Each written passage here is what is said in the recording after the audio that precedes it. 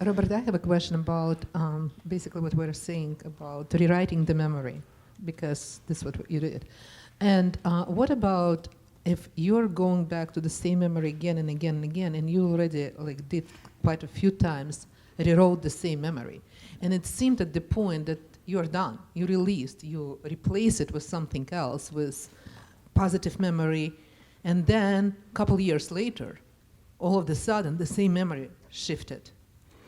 Well, let me kind of explain, I think, what you said. Okay. Neurologically, this is how the brain works. It has billions and billions of different channels and how it's all connected. Now, sometimes it's not unusual, say I address my father's memory here. Now, if I'm coming from this angle of my father's memory, say the rejection angle, and I go and I address the rejection angle of the memory and I release it, all of a sudden the memory looks different.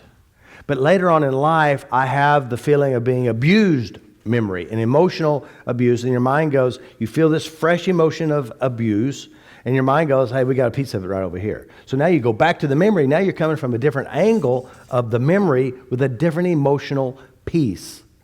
Then you address that as well. Because see, some things, some memories, again, you know, when we did EFT, even though I have this problem, I love and accept myself, anger, and you could freaking do this for 100 years on one single memory. Because the memories have billions of different stuff. But with Faster T, we tell the unconscious to take care of it. And if we go back there and if something is left, we just do it again. It goes faster. So there is pieces to this and how the unconscious mind operates. It has its neural pathways and certain things are connected. And that's why sometimes you address a memory, all of a sudden you got all these other memories popping in at the same time because they're all connected at some neurological level. It could be a look, could be a smell, could be anything. But see, again, with our persistence, we definitely want to take care of that and finish it up. The most powerful tool that we use with Faster T is persistence. You go back over and over and over again until you change it.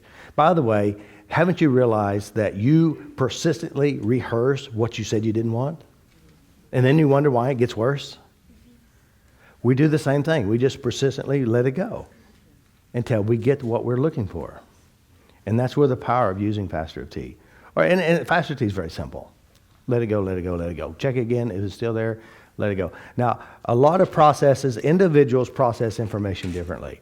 Some have very strong visual pictures.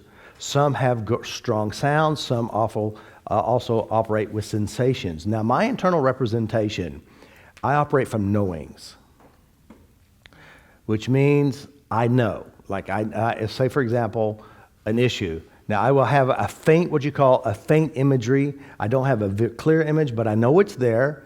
And at some level, I know that something's in there, and it knows what it is. So I just keep tapping until I know it's changed, and then it gives me something better. All right. Now, that my internal processing is, you know, as you well know, is a genius way of thinking. Of course, I don't know why. I remember when I was a child, I think it was in the first, second grade, I was laying in bed and I had these images run across my mind and it made me feel bad. So I said, I don't want to see those anymore. And from that moment forward, I didn't see images. But when I teach, I'm very visual, I'm very kinesthetic, I'm very much in it. And so that's how I do it. So that's my internal processing. And I think a lot. I talk a lot. I have great seminars all by myself.